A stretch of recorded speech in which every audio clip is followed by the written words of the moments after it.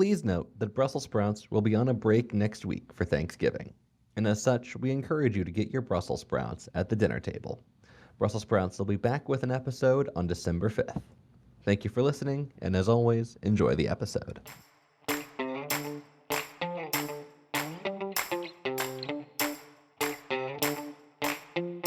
Hello, and welcome to another edition of Brussels Sprouts. I'm Andrea Kendall-Taylor.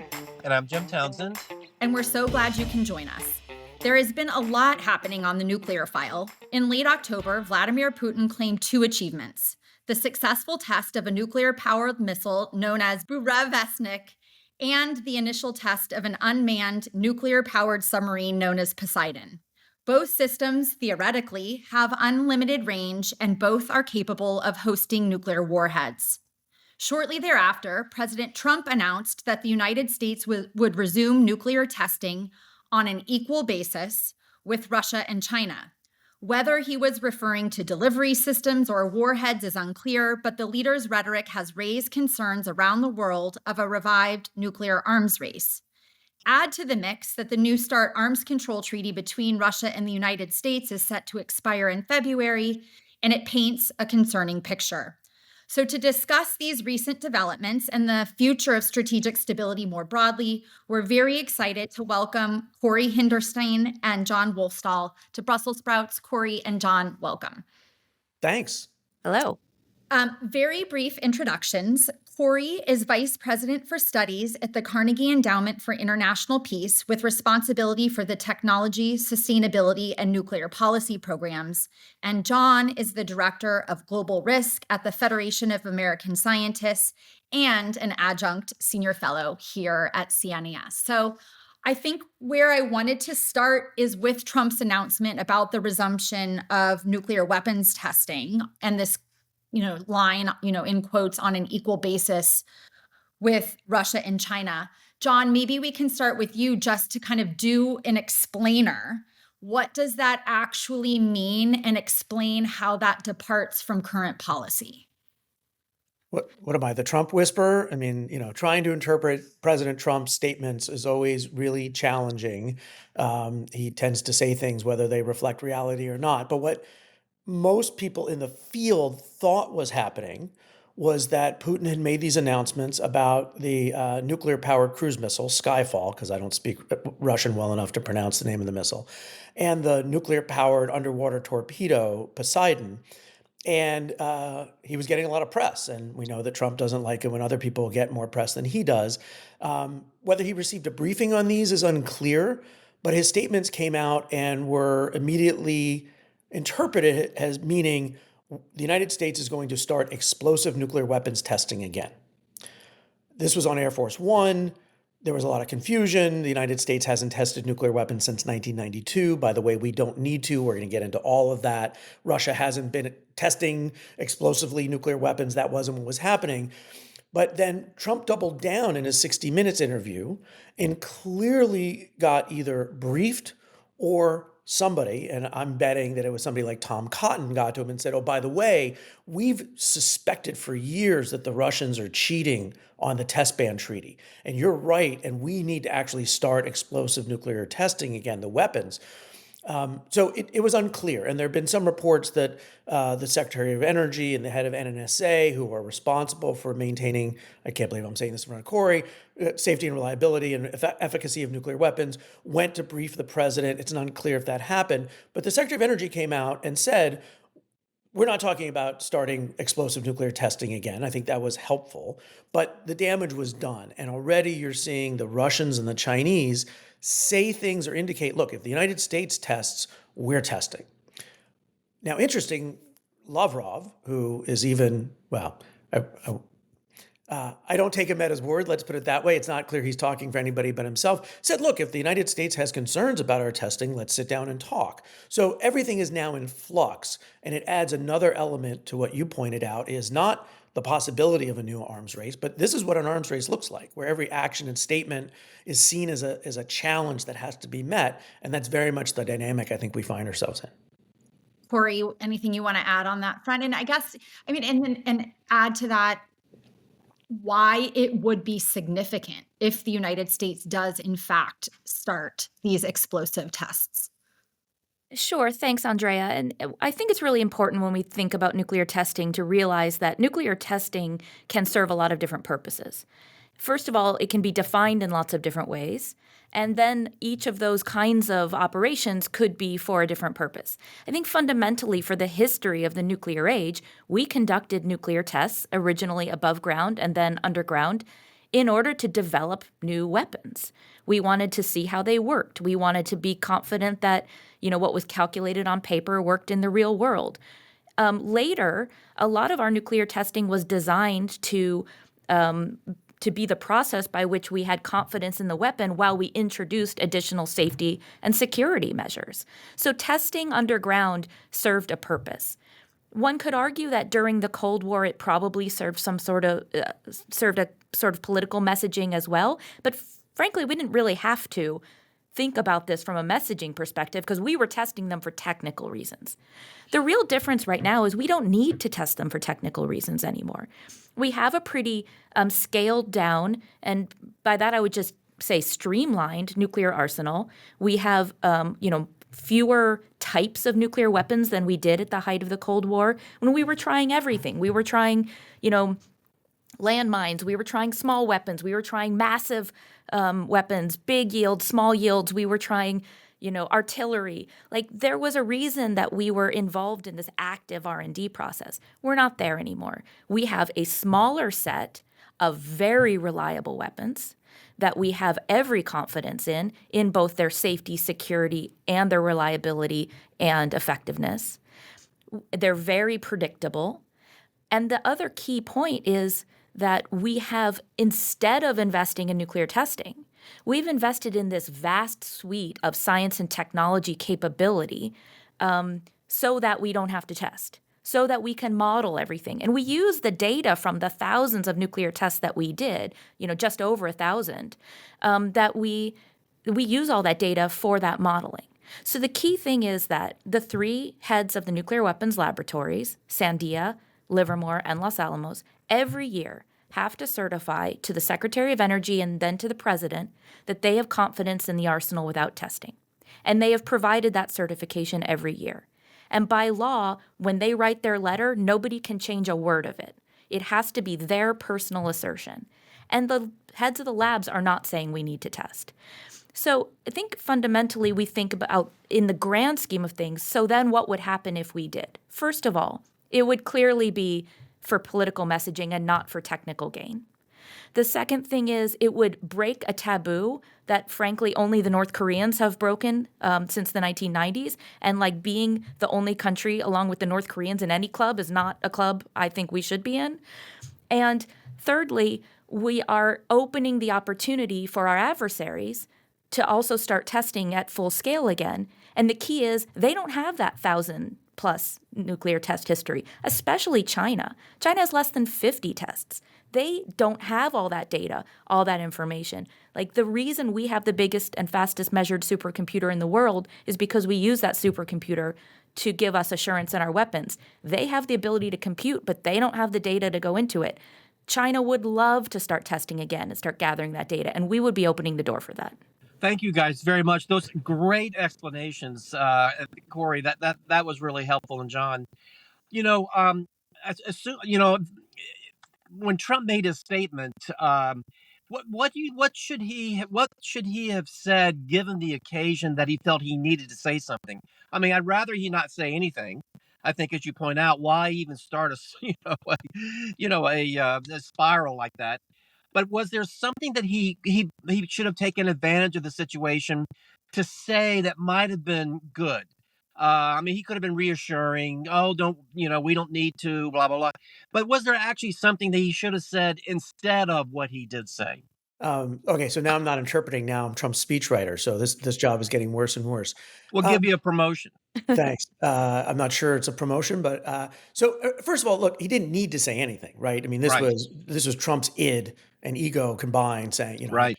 But what's interesting is he's actually, if he had gotten a briefing, he would have known that within the month before Russia did these two tests, we had conducted 4 tests of the D5 submarine-based ballistic missile, one of the most advanced, most accurate, most potentially destructive weapons in the world. We had just conducted a flight test of our ICBM Minuteman, which, while older, is still incredibly reliable and is on alert 24/7, 365.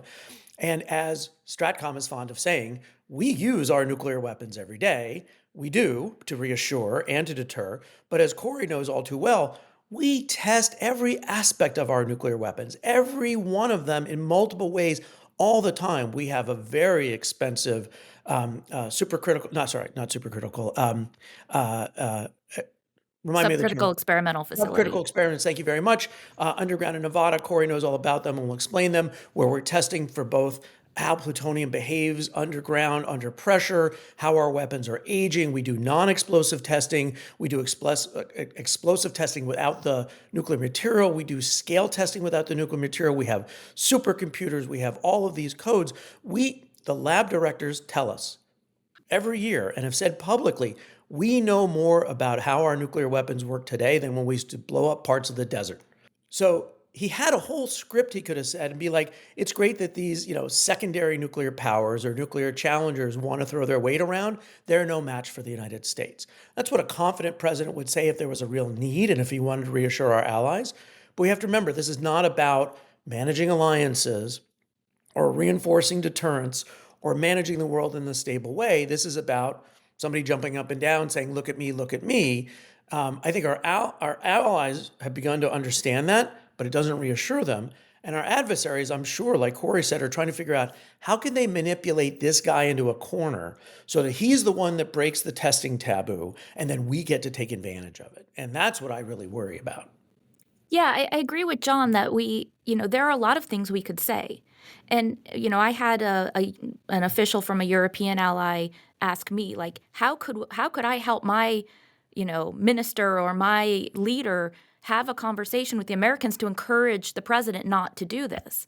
And I said, for me, the strongest argument is if Russia is moving forward with things that are kind of borderline on nuclear testing, it's because they're doing it to catch up with us, not because they're ahead of us.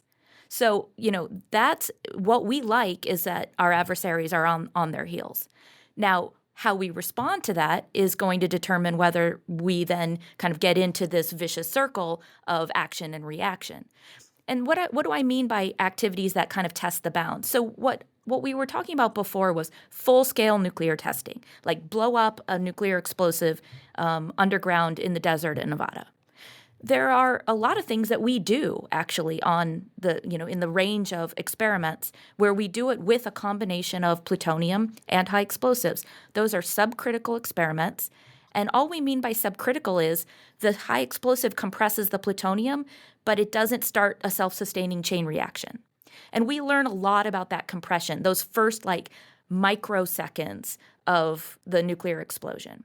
And that's really important to do the kinds of experiments and surveillance that we do on weapons aging and on stockpile surveillance. We pull active weapons out of the stockpile every year, and we look at every piece of it and say, is this rubber gasket degrading?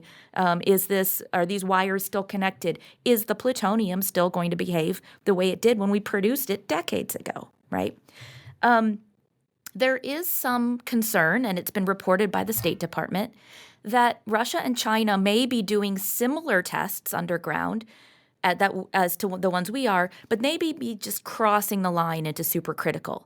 My colleague James Acton here at Carnegie has a really good metaphor, which is it's the difference between striking a match on the side of a matchbook and having it spark but not catch versus having it catch but immediately go out, right? A little bit of flame and then go out. And the State Department in their compliance report has said we have concerns as to whether they're doing that. Well, if they're doing it, it's because they're trying to answer questions they can't answer in other ways. And the good news for us is we actually have those other ways to answer those questions. And so that's what all of these experiments, a lot of people have heard of the National Ignition Facility, made some news a couple of years ago because it was the first facility to have a fusion ignition. Corey, it made news because it was the warp engine in Star Trek. It also was the actually used as the set for the warp engine in Star Trek. But I mean, it is cool looking in addition to being really cool science. But the cool science, people thought this is like our gateway to fusion energy, and maybe it could help us get there. But that's not an energy facility. That's a National Nuclear Security Administration facility, because that's where we simulate what happens at the core of a nuclear explosion. And it's cost over $1 billion, and it's been worth it because we don't have to blow up the desert. So if the president wants to shake the sand, he can shake the sand. But whether it means anything or does any good, I think we're all pretty skeptical. And this is the concern, just to sort of look back on, all the way back, like a year and a half ago, former national security advisor to Trump in the first administration, I think he was number 7 or 8, I forget, he went through a bunch, wrote an article in Foreign Affairs where he said the United States needs to start, again, explosively testing nuclear weapons to show the Russians and the Chinese that we mean business. Right. As if somehow they have forgotten that we have 3,700 nuclear weapons, or they doubt that they would work, right? If there was a reason that the United States needed to test nuclear weapons, we had a fundamental flaw, the lab director's like, oh my God, there's no way they'll work. Or we really felt that we needed to gain a new advantage over Russia and China, and that what they were doing was really compromised. Then we could have an intellectual conversation about whether testing made sense or not. We can't, because there is no national security argument, scientific or technical argument for the United States to resume testing again. You can always find a scientist at the lab who'd be like, oh, it'd be cool if we tested this and we could find this doohickey, if it's like 14 million degrees, turns blue instead of red, but it's not necessary for the strategic impact. The question is, are we actually talking about the substance, or are we talking about the personalities?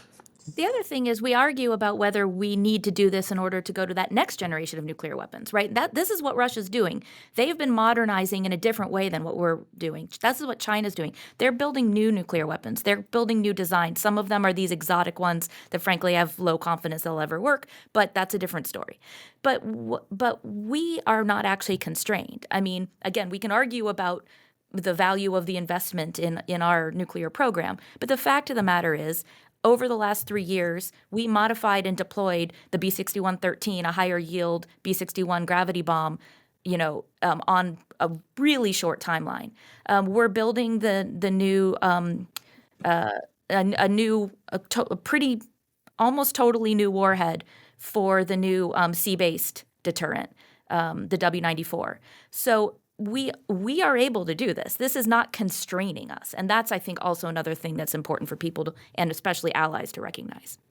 Yeah, really, such helpful points. And now maybe just talk a little bit more about the distinction between like the testing bit and the nuclear weapon and then the delivery system. So you both have talked about Russia's modernization. They're building these novel nuclear systems. Maybe bring us up to speed on what Russia is doing, what these 2 new tests told us. And then I want to get into a little bit of a conversation on the Russian nuclear threat and where we think they are at this point. Sure, I can kick us off. I mean, what we saw President Putin announce back in 2018 was a series of new and novel delivery systems and nuclear platforms. And as was noted, 2 of them they tested recently and have at least asserted success. I haven't seen any classified information on that. I don't know if that's right, but it's at least believable that they've asserted success. So one is this nuclear-powered, nuclear-armed missile.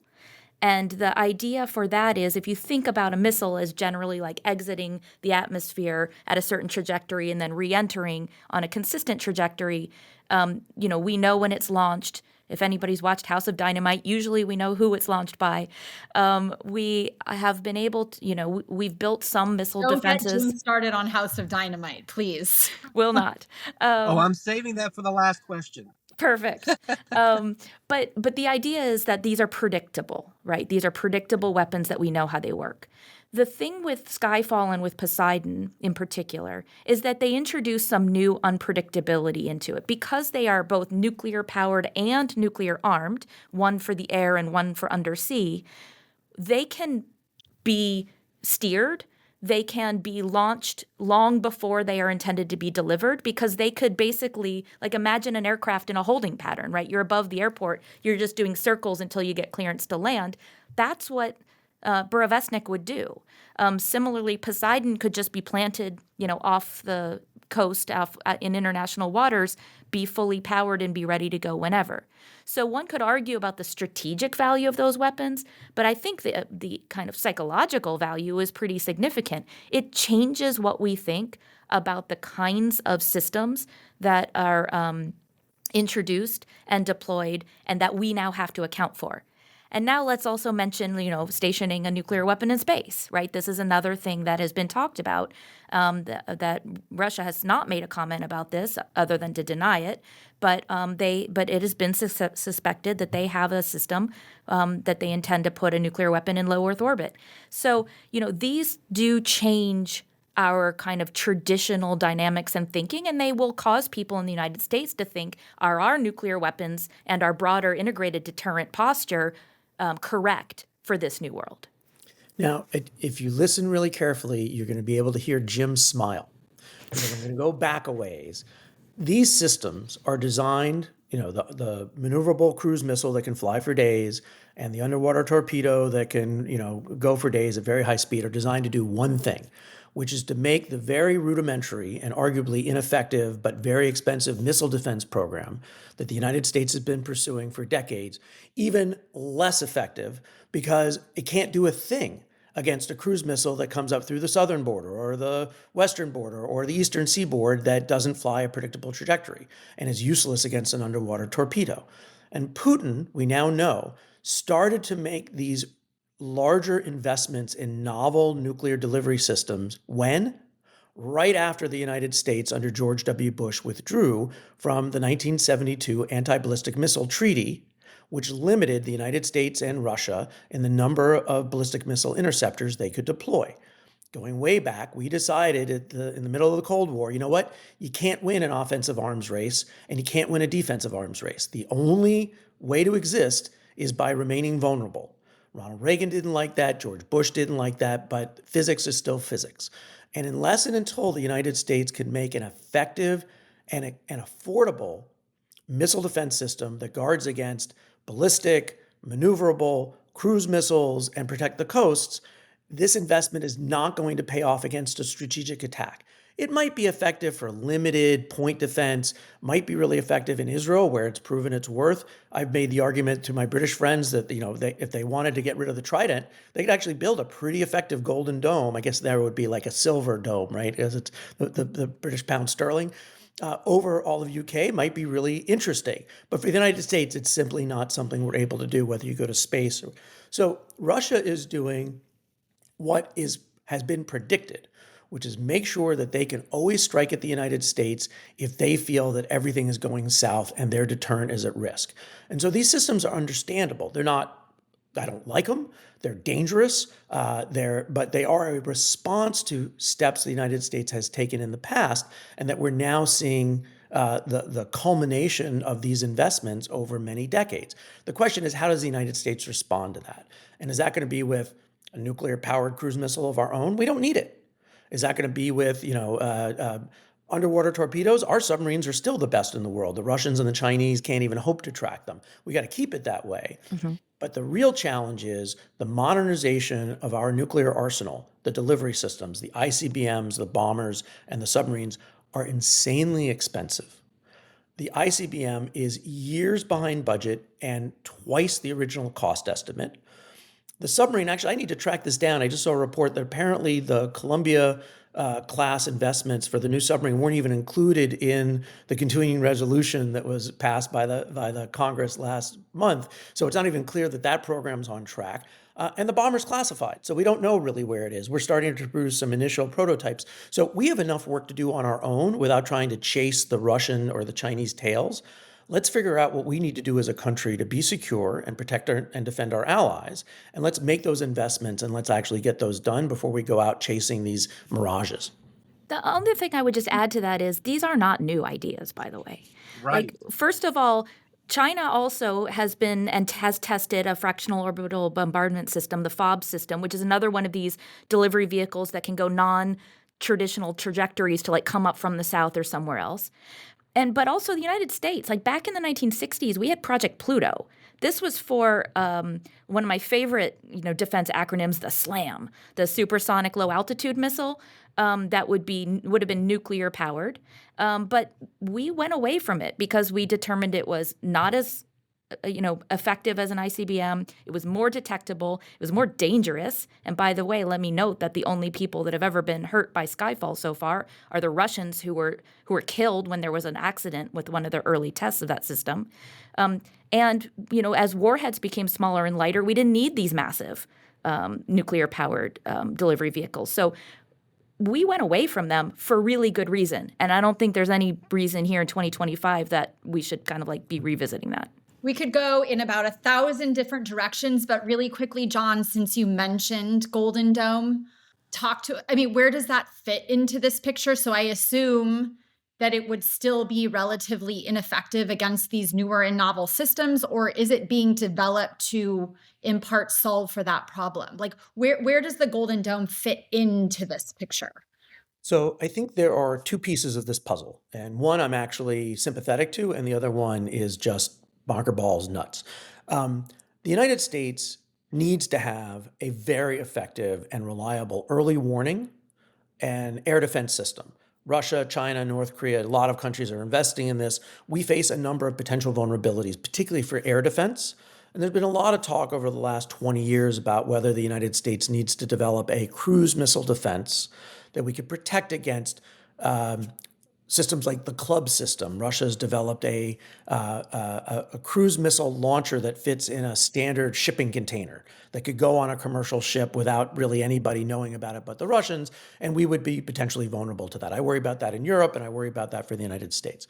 So the tracking and the understanding of these systems to be able to track maneuverable missiles like hyperglide systems that the Russians and Chinese are investing in makes good sense, and they have all sorts of ancillary benefits. So some of Golden Dome is designed to give us the radar, the land, air, sea-based tracking systems, which I think are good investments. The part of Golden Dome which goes into fantasy land is this idea, which is not new. We talked about it in the 50s.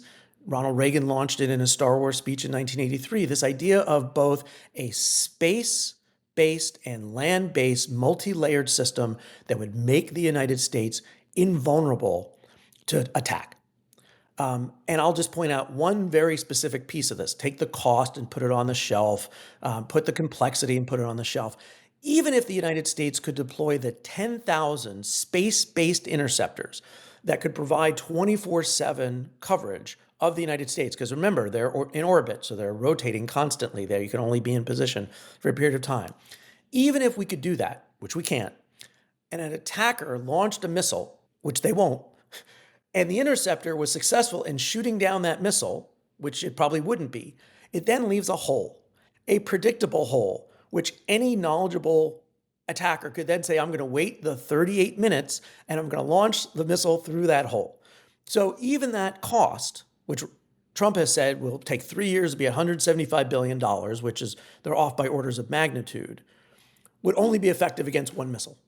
So, there are reasonable, thoughtful people, and I work with a number of them, and they sometimes think I'm not reasonable, but, that we can talk about what sort of investments in missile defense really make sense to protect ourselves, our troops, our allies. Where should these investments come? But the idea of Golden Dome is not only impractical, but only says to our adversaries, well, you need to build a lot more offensive systems, right? Right. Flood the zone. And as long as offense is cheaper than defense, which it continues to be, we will be at a disadvantage. It's a rerun of the arguments from Star Wars, back in the 80s. It's amazing. It's amazing it's from some of the same people who were saying it back then. It's a really There are no new ideas, Jim. They're just new suckers. I know. Could I ask a quick question now that I have the microphone? So, just to change a little bit to talk about the tactical side, low yield side, is there now a school of thought that's beginning to say, look, we have so much concentrated on strategic launch, having a strategic capability. Really, today, maybe it makes more sense for us to look more at the tactical side. That's really, low yield tactical side is really more credible. It's cheaper. It's more appropriate. They have a lot of different reasons. Where are you guys on that? Is that Zach, do you agree with that or I or think what? because you do hear that in the context of Russia a lot, given their advantages, larger numbers of these weapons, the way that Putin has kind of threatened to use these kind of more regional or tactical nuclear weapons. And I guess what you hear all the time then is that the United States can't credibly deter because Russia would assume that we wouldn't be willing to go to the strategic nuclear weapons. So we need something that could more credibly threaten to use. Yeah, how do you guys think about that? Corey, you want to take that one on, or you Well, want me to I'm talk? happy to start. I mean, a couple of things. First of all, I tend to be a little bit of a I don't believe in this tactical versus strategic differentiation. Let me just say that. All uses of a nuclear weapon would be strategic. And it Right. doesn't matter if they were higher yield or lower yield or traveled further or traveled, less distance. In the end, the use of a nuclear weapon is the use of a nuclear weapon. And I don't think we should normalize the idea that some of those uses are more acceptable or more survivable because we don't know. Once a nuclear weapon is used, escalation is unpredictable. And we don't know how that would go. And I was at a conference this summer. It was really quite interesting, actually, where we were talking about what could be the outcomes if Russia used a nuclear weapon in the Ukraine context. And somebody said, there's this whole list of options. Russia uses a nuclear weapon. We help Ukraine and respond conventionally. Russia uses a nuclear weapon. We also use a relatively low yield weapon, and intra-war escalation is stopped. And there was this list of all these things. And somebody who I'm sure everybody knows here, but raised their hand and said, I'm a little concerned that nowhere in this list of outcomes did anybody say, and we escalate to full-scale nuclear war, because Right. that is actually still a concern. So I don't think we should be investing in systems that are designed to make nuclear weapons more usable or systems that are designed to support the argument that nuclear weapons can be used, managed, and their escalation easily predicted. I don't buy into it. So the Yeah. fact that Russia has chosen to invest in some shorter trajectory, shorter distance, lower yield weapons, I think is kind of irrelevant to what we do. In the end, our deterrence is our whole system. It is our conventional, it is our tactical, it is our forward deployed, it is our cyber, and it is our strategic weapons. And when we start to parse and say only one thing will deter the same thing on the other side, I think we're kind of missing the point. Yeah, I think so too. That's great. Thank you. I agree with everything Corey just said. 3 points, one of which sounds cocky, but just this is just the way it is. I've heard this argument. Never stopped you before, John. Andrea, I was going to say it. I'm glad you did. I'm going to fake it till I make it. White man syndrome. I've heard this argument about a deterrence gap for a couple of decades now, right? The Russians have all these tactical nuclear weapons. They must be doing it because they know that if they use them, we will be self-deterred. The Russians have tactical nuclear weapons because of their conventional inferiority. That's why they have to build tactical nuclear weapons. They don't doubt the ability or the willingness of the United States to use a nuclear weapon if we have to. What they doubt is the credibility of certain actors, and they doubt the capabilities of their own conventional forces. So that's just one point. The second is a lot of these arguments come from people that have never been in the room with a president of the United States. I've been very fortunate. I've met 4. I've worked for 2. One was vice president, so it's a bit of a cheat. And Corey, I know, has worked at even higher levels of the government than I have. Presidents don't think like nuclear theorists. They're not going to listen to an advisor who says, well, Mr. President, we would only use a 5 or 10 kiloton nuclear weapon. And yeah, it'll be in Russian territory, but they'll understand it's not they don't think that way. They think nuclear and they know nuclear, right? That's bad. What's my other option? So I recognize this as an important intellectual debate and one that we have had and will continue to have.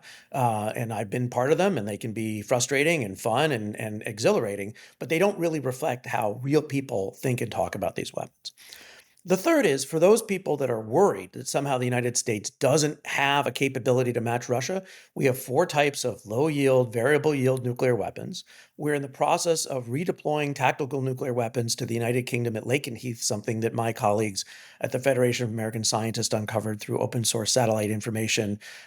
Even under the Obama administration, we launched an effort which talked about diversifying the ability of our allies to cooperate with dual use aircraft to diversify the number of fields from which they could operate. NATO has expanded their coordination between conventional and nuclear operators. We just had Sweden participate in a nuclear Yeah, exercise in NATO, that which was amazing. if you told me that 5 years ago, I'd be like, what?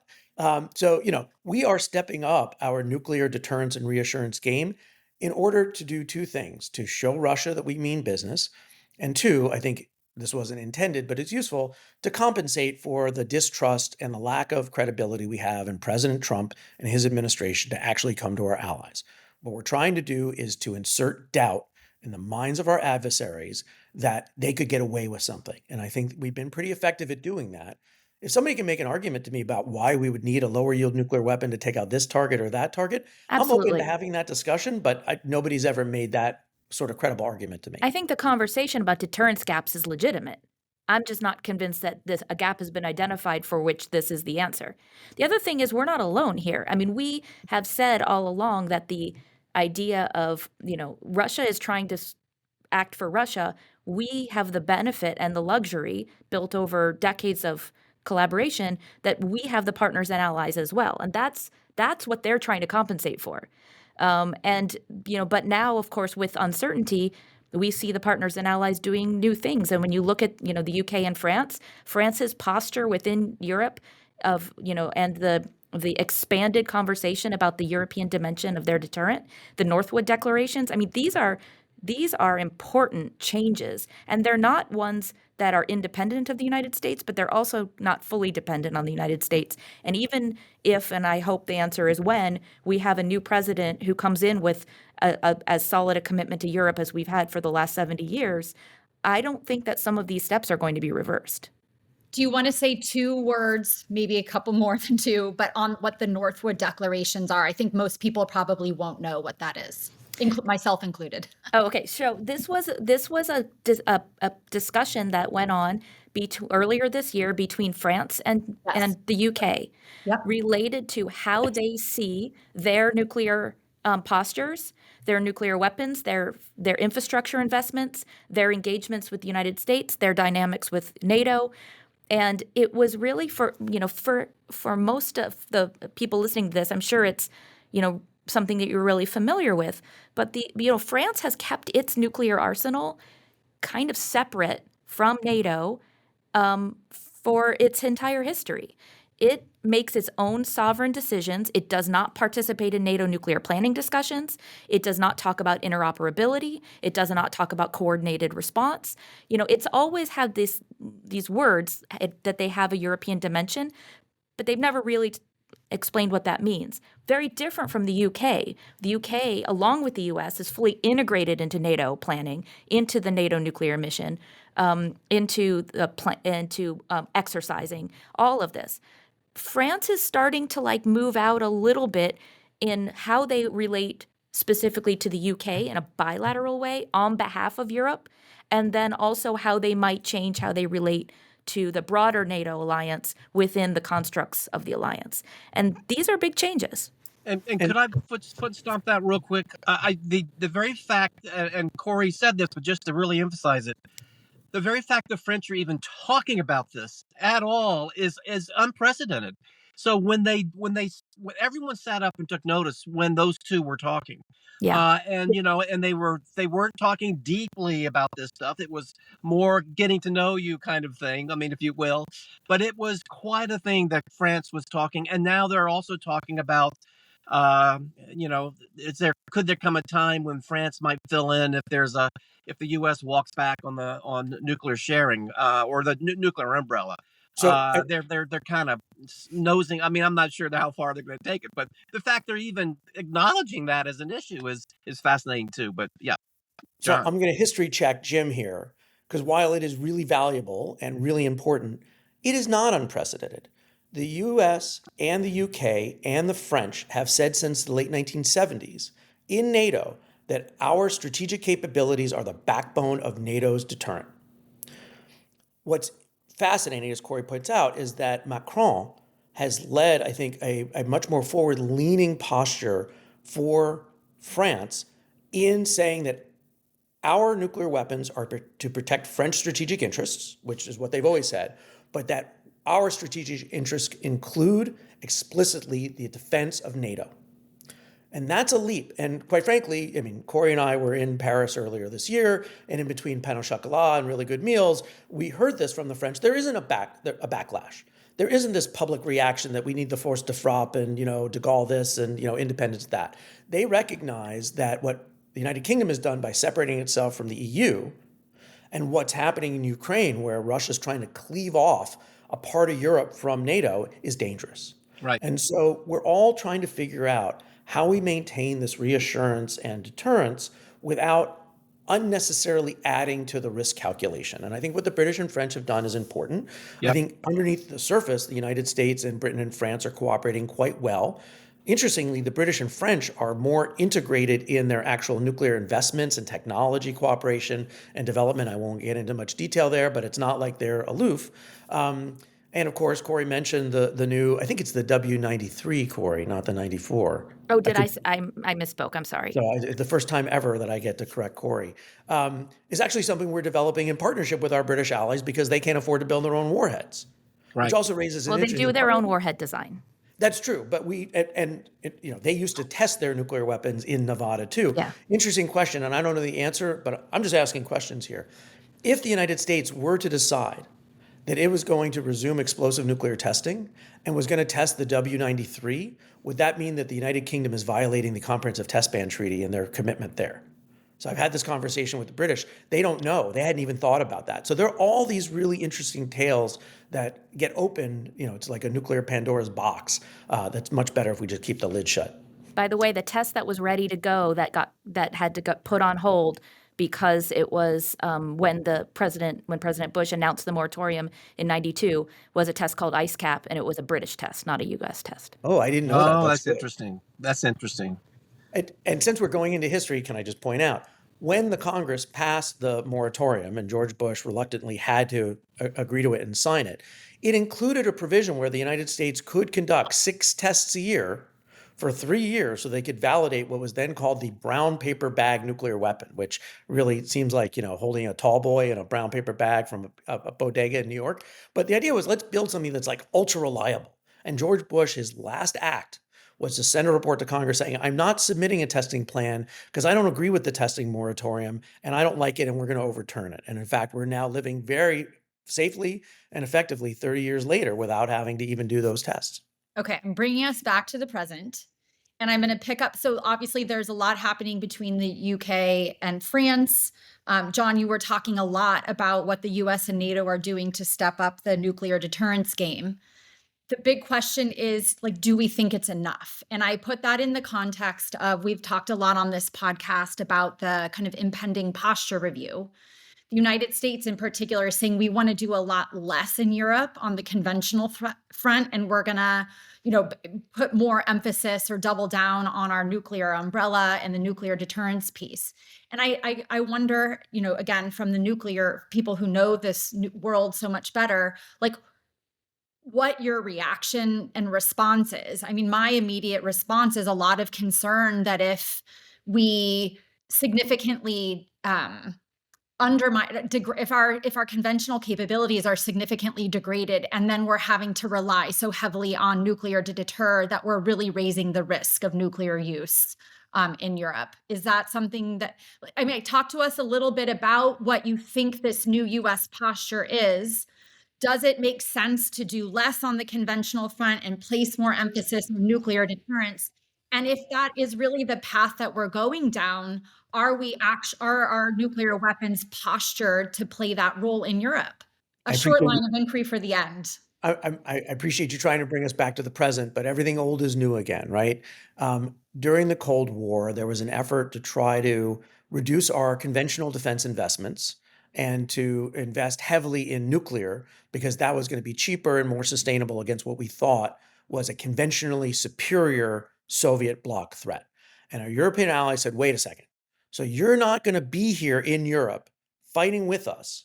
Conventionally, we're going to lose, and then you're going to start lobbing nuclear weapons around all over European territory while you guys stand back there. There's a term for that. It's called decoupling, and it's really dangerous. And what it leads to is a separation between the United States and its allies, and a risk that our allies themselves will say, well, if the nuclear weapons are going to get lobbed around, we want to have our finger on the button. We are the ones that want to have control over our sovereignty. And the reason the United States reversed course is because we saw allies in Europe and in the Pacific talk about interest in independent nuclear capabilities. We can have a whole nother podcast on, but let's just say the more nuclear weapon states there are in the world, the worse it is for the United States, even if it's our allies proliferating. And Corey has done a lot of work on this, and I'll leave a lot of time for her to talk about it. So I worry a lot about that. But even if that were the posture, look at what's happening in the world.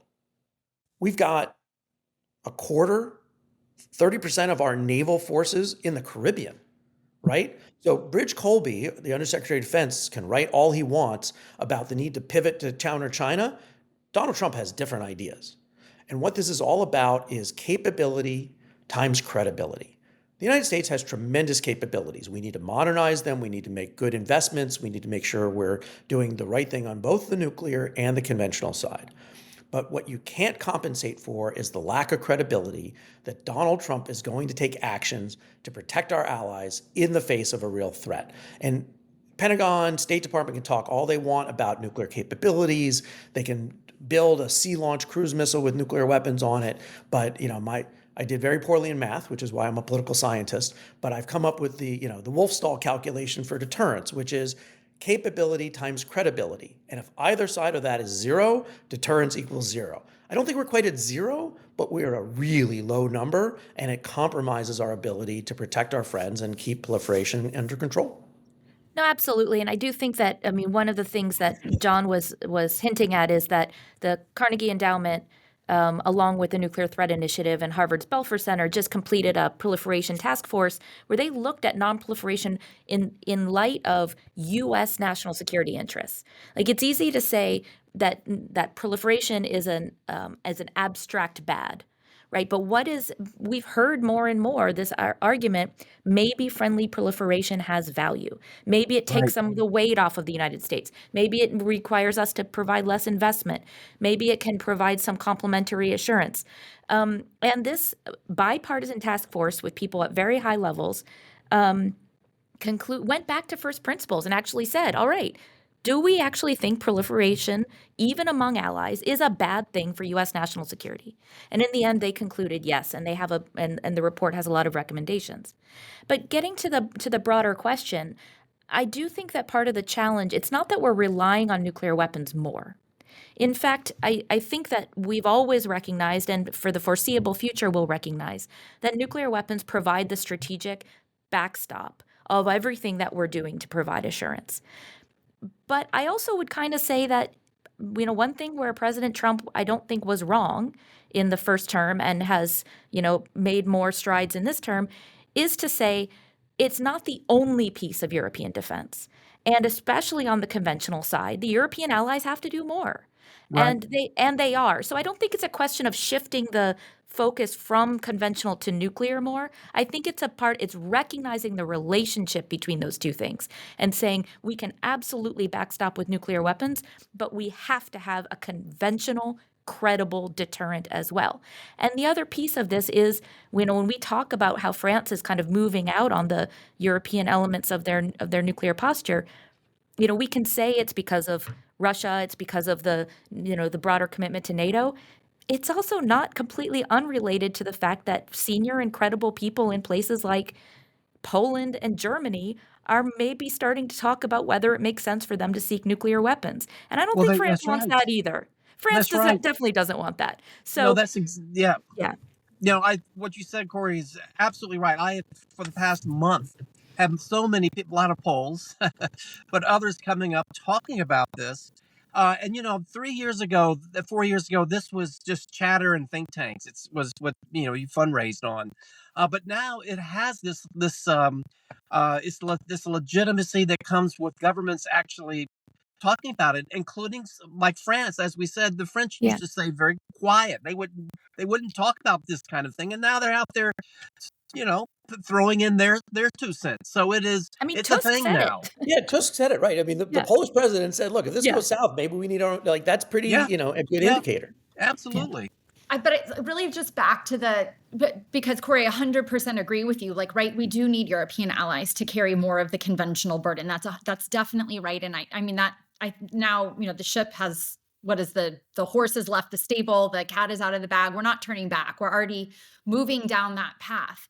But if the United States does significantly or rapidly reduce conventional presence in Europe, then we will, by definition, have to rely more on nuclear weapons. So getting, I think, that balance, like you're saying, the interconnections between conventional and nuclear, getting that right, making sure it is a highly orchestrated trade-off, that the Europeans have enough time to develop the conventional capabilities that we're withdrawing, all of that has to happen in the right kind of sequence and order. Because I think what we all worry about is if there is a more rapid reduction of US presence, either for political reasons or something goes off in the Indo-Pacific, that then those conventional capabilities aren't there. And then we have no possibility other than having to rely on nuclear. And then we've really significantly raised the risk of nuclear use. I guess think that's you're what right. I really worry about.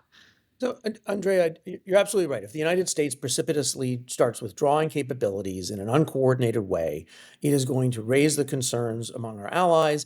And in a conventional force-on-force calculation is going to argue for military planners, okay, we are going to suffer defeat more readily and we're going to have weaknesses. And the only way to then backfill is potentially with nuclear weapons. And we saw this on display when the United States didn't, I forget the exact process, but we didn't coordinate the rotation of brigades to Romania. That came up in some nomination hearings recently, and there's a lot of concern about it. However, we are also seeing a tremendous change in the possibilities for defense strategy. And we're talking about this in terms of learning the lessons from Ukraine for Taiwan. What should the Europeans be doing in terms of defense against drones, in terms of Russian tactics? There are potential shifts that the United States and NATO can make together, which are less combatant intensive, less reliant on armor, and more reliant on air defenses, technology, and adaptability. So I'm not opposed. It's not like we said, okay, we have 150,000 troops or 300,000 troops in Europe. We have to have that. But if the United States doesn't coordinate and just sort of starts moving troops out, and they say, you know what, China's more important, and we got to go there, then that is a recipe where we will have to rely more on nuclear weapons, and we will exacerbate our concerns of our allies. And that's only because that's the way it's worked for the last 70 years, and we should learn those lessons. It doesn't mean we won't make that mistake, but again, sorry, the history books are relevant here.